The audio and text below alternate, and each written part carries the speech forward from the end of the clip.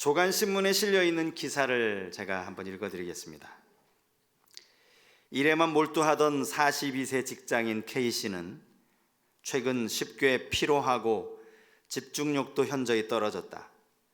아침에 일어나기 어렵고 감기가 자주 재발했다.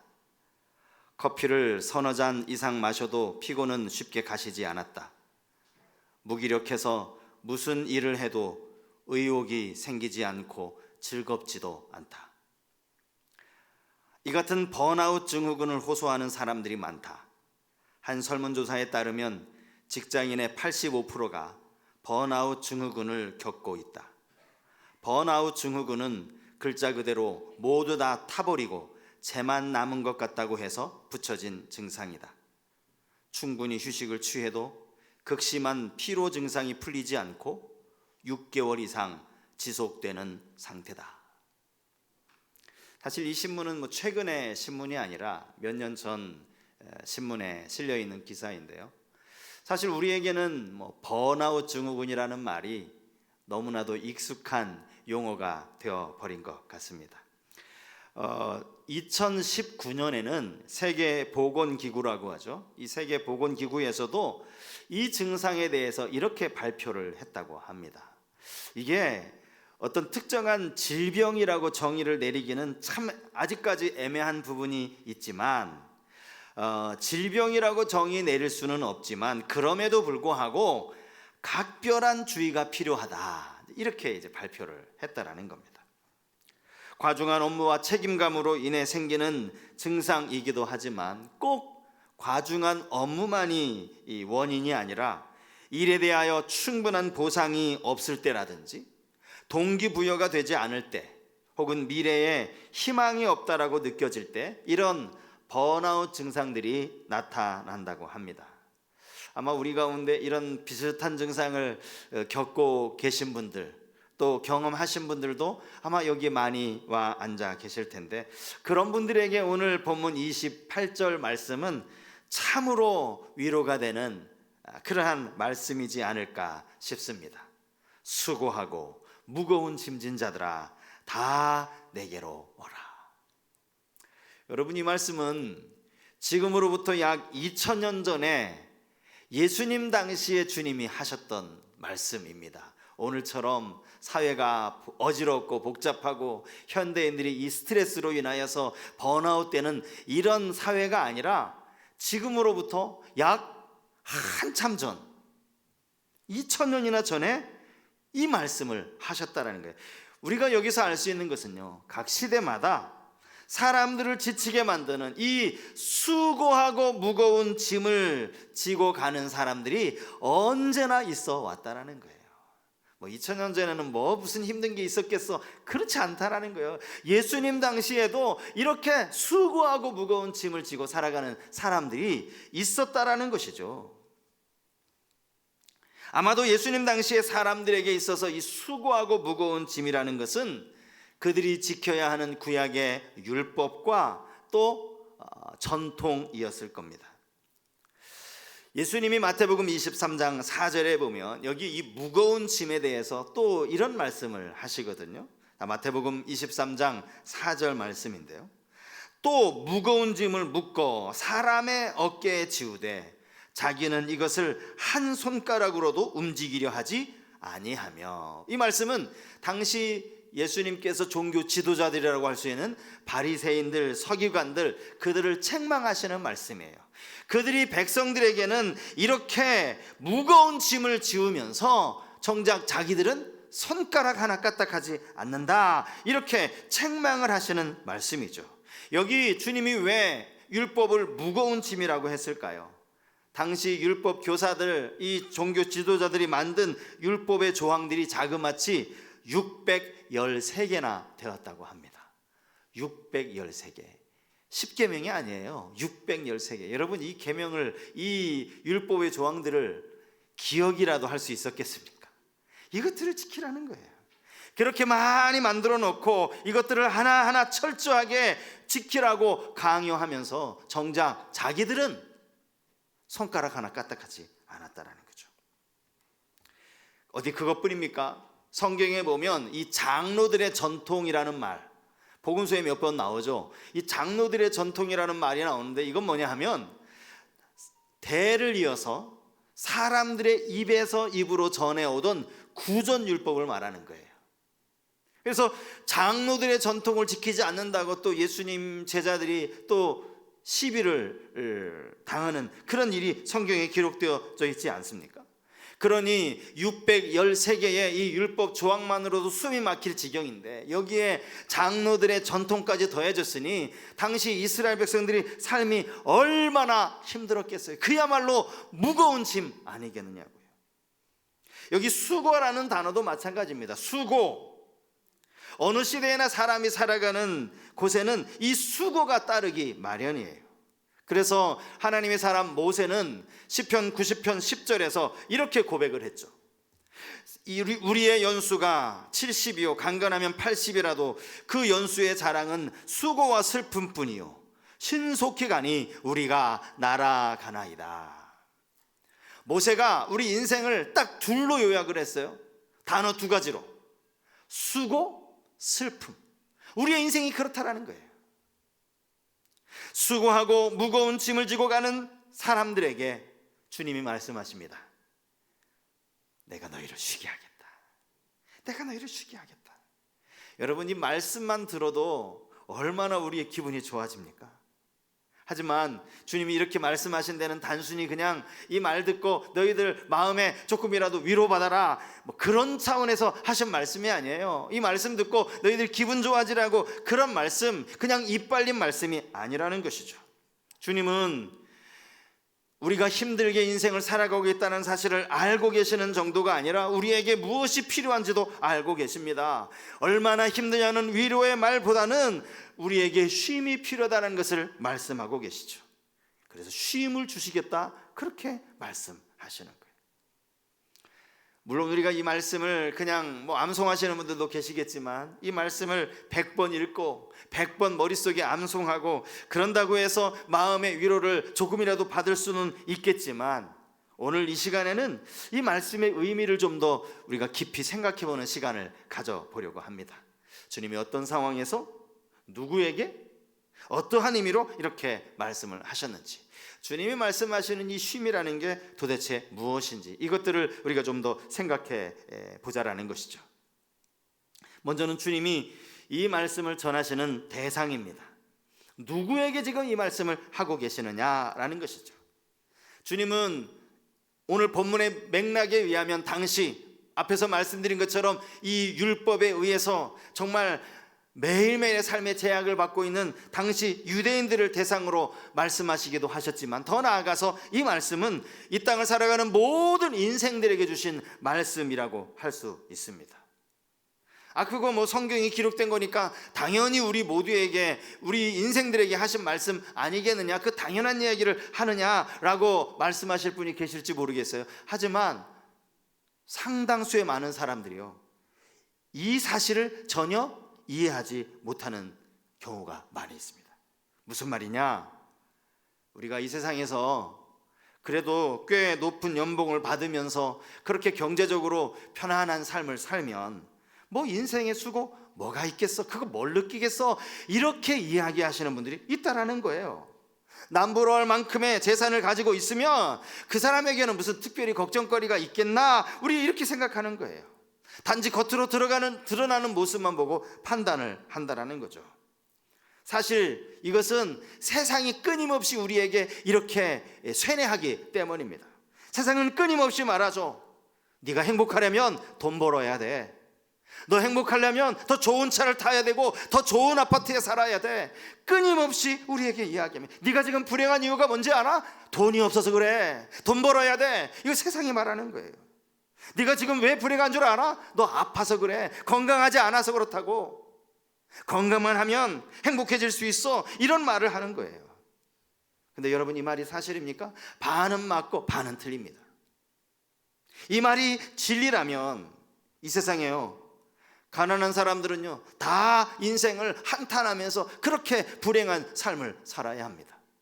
몸이 아픈 사람은 모두가 다 늘 한숨 쉬면서 낙심하면서 그렇게 살아가야 한다고요. 하지만 실제 그렇습니까? 그렇지 않습니다. 여러분, 미라클이라는 책, 지난 12월에 제가 추천도서로 여러분께 소개를 해드렸어요.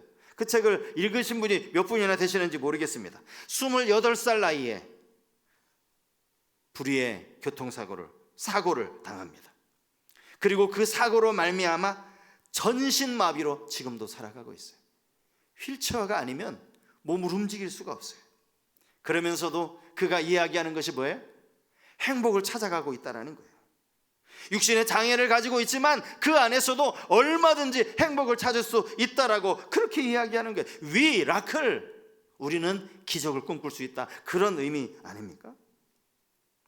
인생이 힘들다고 느끼는 건 사실 몸이 아파서가 아니라, 가난해서가 아니라 마음의 문제라는 거예요. 마음.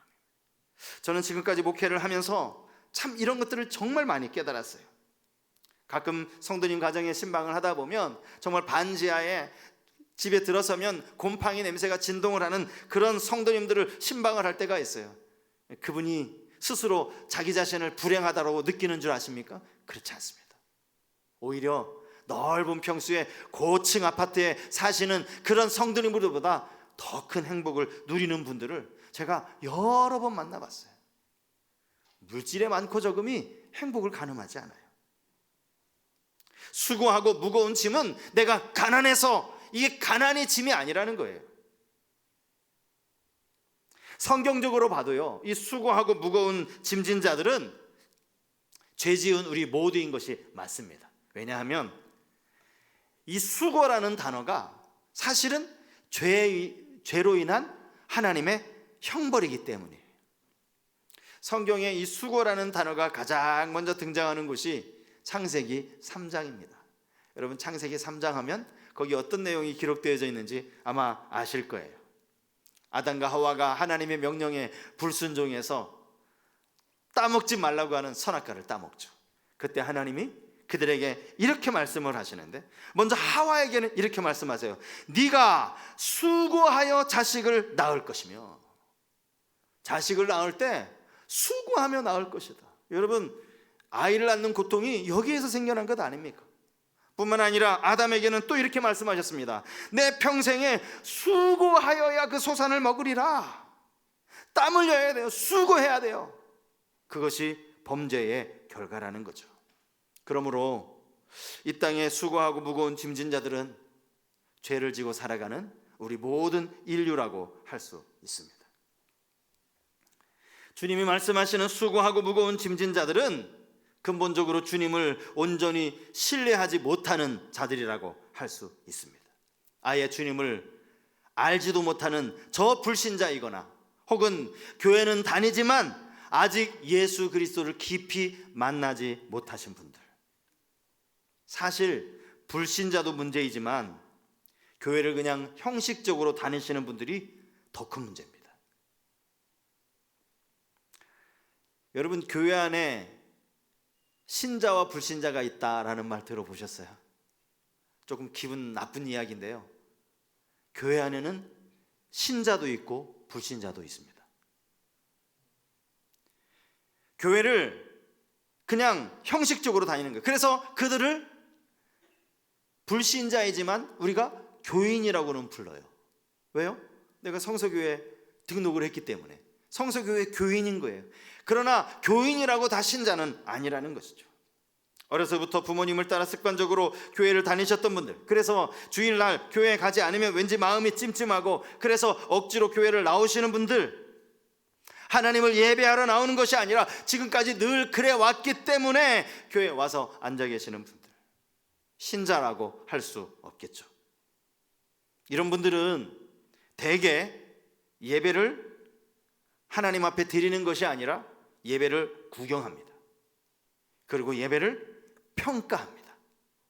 오늘 기도하시는 분의 기도가 좀 이랬다고 저랬다고, 그 기도를 평가해요. 찬양대의 찬양을 평가합니다. 설교 말씀이 오늘 나에게 주시는 하나님의 말씀으로 듣는 것이 아니라 저 목사가 얼마나 논리적으로 설명을 하는지, 얼마나 내 생각과 맞게 이야기를 하는지, 그것을 가지고 평가해요. 예배자가 아닙니다. 예배의 심사위원. 예배를 통해서 하나님을 만나지 못하고 하나님과 깊은 교제를 나누지 못하는 분들이라면 그는 여전히 인생의 수고하고 무거운 짐을 지고 살아가는 사람이라 할 수 있습니다. 주님이 그들에게 내게로 오라 말씀하세요. 내게로 오라. 자, 본문 28절 말씀 제가 다시 한번 읽어드리겠습니다. 수고하고 무거운 짐진 자들아 다 내게로 오라. 내가 너희를 쉬게 하리라. 주님께서 당신께 오는 자들을 쉬게 하겠다 말씀하세요. 여기서 말씀하시는 그 쉼이라는 건 단순히 그동안 수고했으니까 2박 3일 휴가 주겠다 그런 의미가 아니죠. 육체적인 쉼이 아닙니다.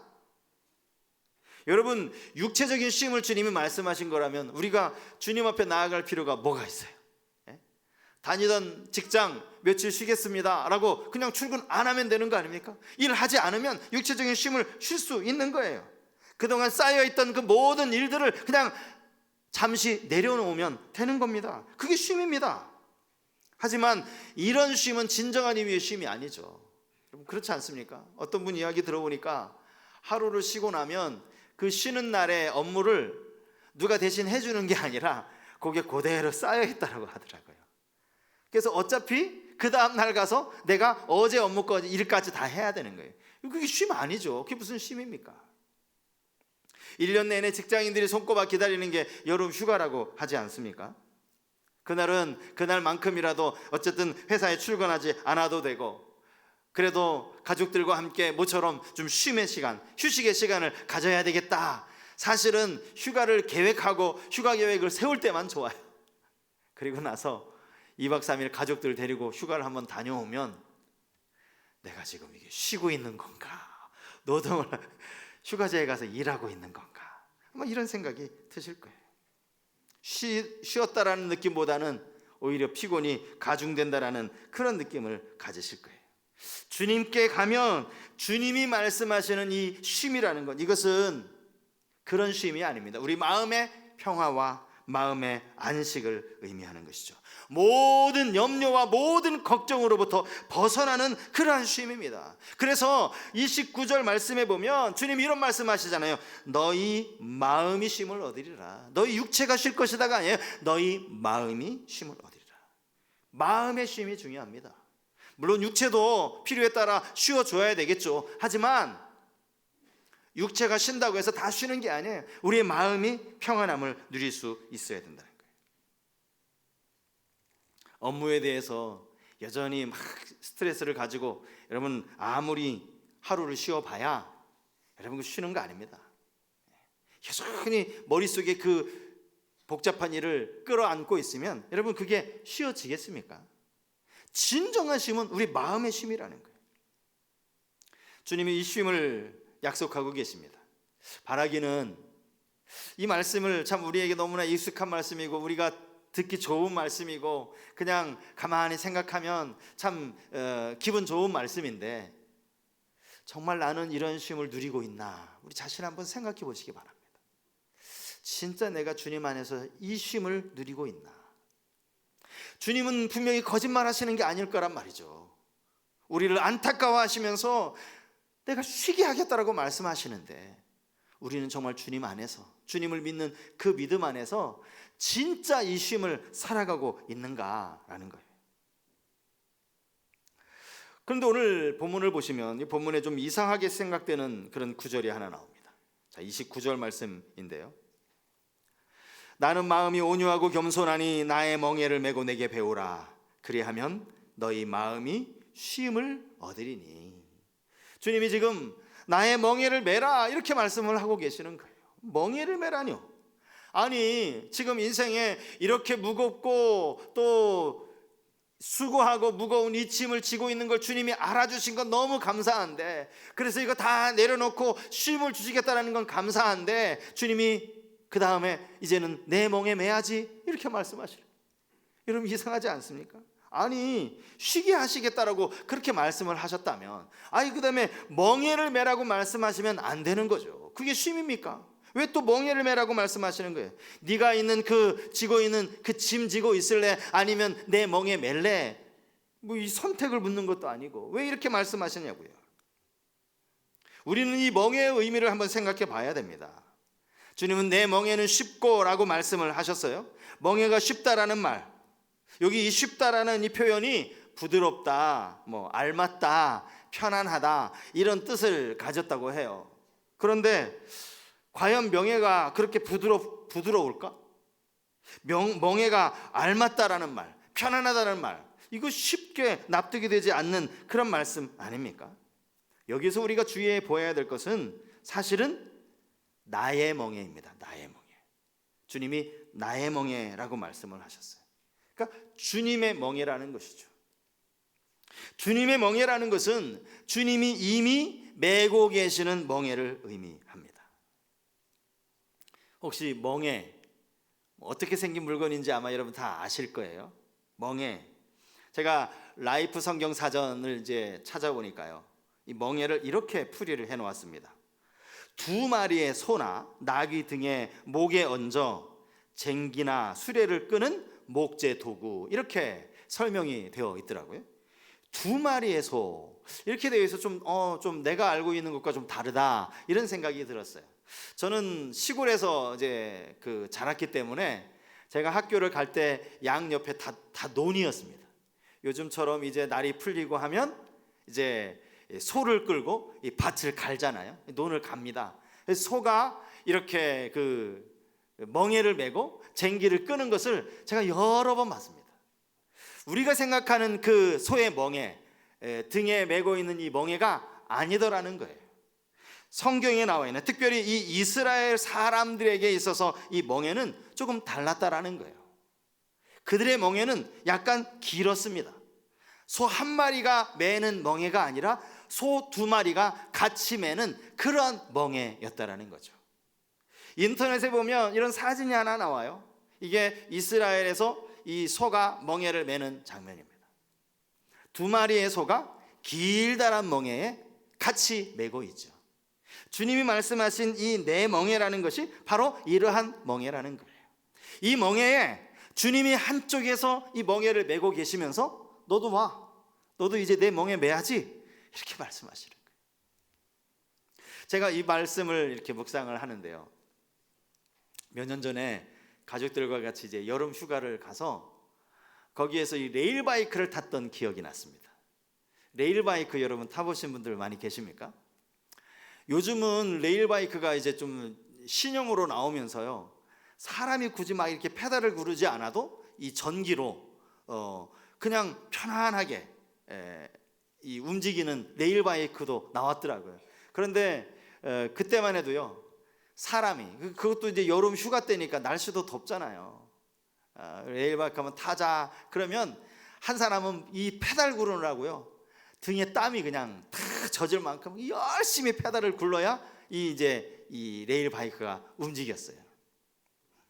대부분 레일바이크가 거의 비슷한 게 뭐냐면, 두 사람이 이제 양쪽 앉고 또 뒤에 이제 두 사람이 앉는데, 두 사람 중에 한 사람이 열심히 이 페달을 밟으면 옆에 앉은 사람은요, 굳이 힘들어 페달을 밟지 않아도 그냥 발만 이렇게 페달에 딱 올려놓고 있어도 페달이 저절로 돌아요.